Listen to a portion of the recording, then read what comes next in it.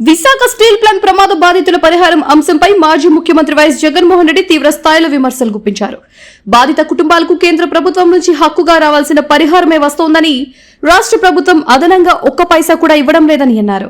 ఈ విషయంలో మంత్రి నారా లోకేష్ మాట్లాడిన తీరు బాధిత కుటుంబాలను అవమానించేలా ఉందని జగన్ మండిపడ్డారు. అయ్యా లోకేష్, నువ్విచ్చేదేందయ్యా బోడీ, కేంద్రం నుంచి రావాల్సినదే వస్తోంది, రాష్ట్ర ప్రభుత్వం నుంచి ఎలాంటి అదనపు సాయం లేదు అంటూ ఘాటు వ్యాఖ్యలు చేశారు. ఇవాళ జరుగుతూ ఉన్న ఘటనలో దాదాపుగా ఇప్పటికే 9 మంది చనిపోయారు.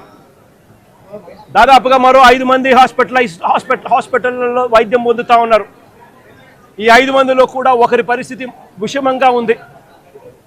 వీళ్లకు కాంపెన్సేషన్ విషయంలో నిన్న చంద్రబాబు నాయుడు గారి సుపుత్రుడు మాట్లాడుతూ ఆయన మాట్లాడిన మాటలు చూస్తే నిజంగా నాకు ఆశ్చర్యం కలిగిస్తుంది.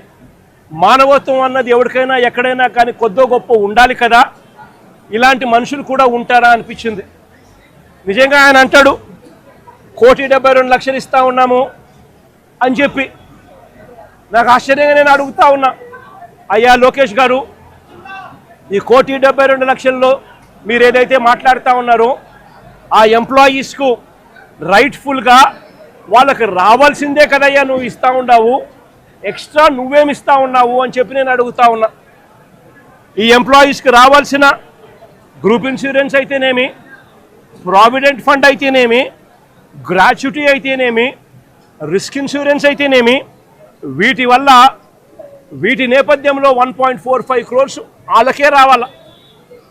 ఆ తర్వాత కంపెనీనే మరో 25 లక్షలు ఇస్తూ ఉంది. అది కూడా విశాఖపట్నం స్టీల్ ప్లాంట్ కంపెనీయే ఇస్తూ ఉంది. కేవలం ప్రైమ్ మినిస్టర్ రిలీఫ్ ఫండ్ కింద కేవలం 2 లక్షల రూపాయలు అదనంగా ఎక్స్గ్రేషియా కింద వస్తూ ఉంది. రాష్ట్ర ప్రభుత్వం నుంచి 0 రూపాయి అంటే రూపాయి కూడా ఇవ్వడంలే. మరి నేను అడుగుతా ఉన్నా, ఇక 1.72 crores ఇంకొకటి నువ్విచ్చేదేందయ్యా బోడీ అని అడుగుతా ఉన్నా.